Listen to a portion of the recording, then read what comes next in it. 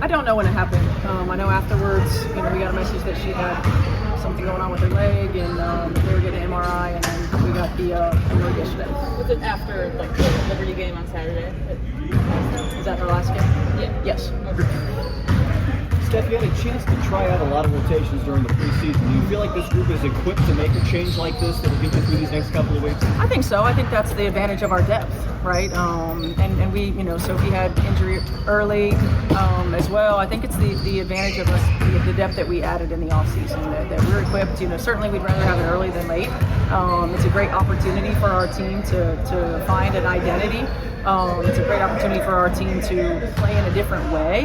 And I also think it's a great opportunity for Caitlin to watch the game from the sideline and to grow in almost like a coaching kind of mindset and see some different things that we might be talking about on film, addressing in practice to see it develop in live action. You see that from her on the day-to-day? There's a lot of conversations in between. Yeah. You get a chance to get that input back and forth from her on the daily? Yeah, for sure. And as players, you sort of see it in a micro, viewpoint. And when you're on the sideline and you're watching it as a whole, you get to see it a different way from a macro viewpoint. So I think it's going to give her a unique perspective, and she's going to come back better, and it's going to help us be better. Is this a re-aggravation of the left leg injury that she kind of had in the preseason, or is this different? No, this is a different. Every player you have matters to your identity to some extent, Yeah. but someone who has the ball so much is very central to it. How much do you feel like you change the way you play, if at all, now that you won't have her for a few weeks? I don't think we change how we play. I think we change what the emphasis is, right? Our off-ball actions as opposed to some of our on-ball actions. When we get to our on-ball actions, utilizing our personnel in a different way.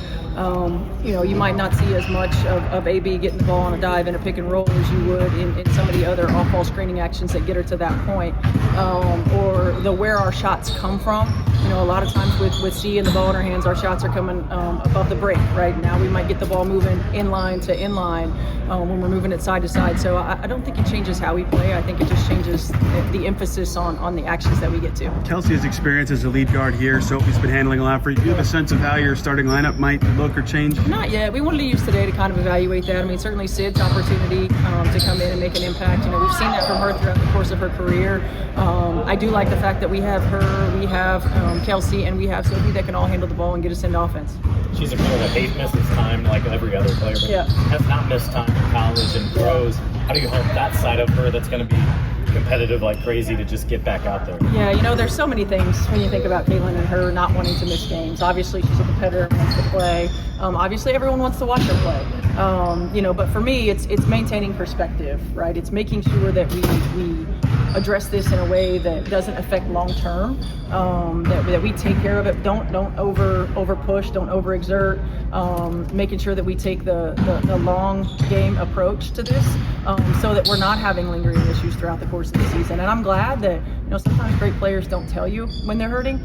I'm glad that she did, because we need to nip this in the bud. Do you know what grade of strain it is? I have no idea. You lose a game by 1, you lose a game by 2. I know it's not a single possession, but you can kind of look at wider parts of those games that were the difference. What's the explanation in practice to kind of find better minutes so it's not 1 or 2 possessions at the end ultimately? Well, I think a couple of things. One, we've missed a lot of free throws. One, we're fouling a lot on defense. We're fouling a lot because we're playing from behind. So, our point of action, most of the time on-ball screen action, defense has to be better.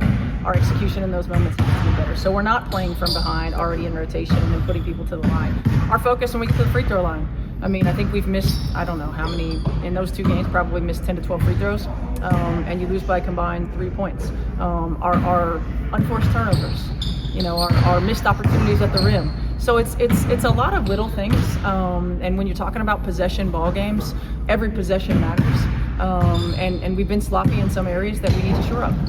How do you protect the player from herself? I can touch on a little bit, but she's someone who, again, probably is never going to want to be in that position to watch the game. So how do you kind of see if she can embrace that more, if that makes sense? Well, I think every great player struggles with this, right? Probably every player in general. But, I don't know that we're going to help her see it in a different way. She's going to be frustrated. I think we just have to help her use this as an opportunity to grow.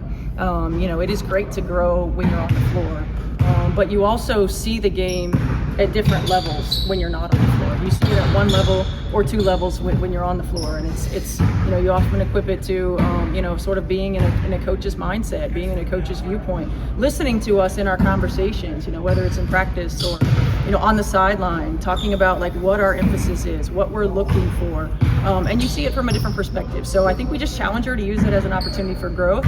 It gives our team an opportunity to grow and learn how to play without her on the floor, so that when she gets back, we're going to be that much better.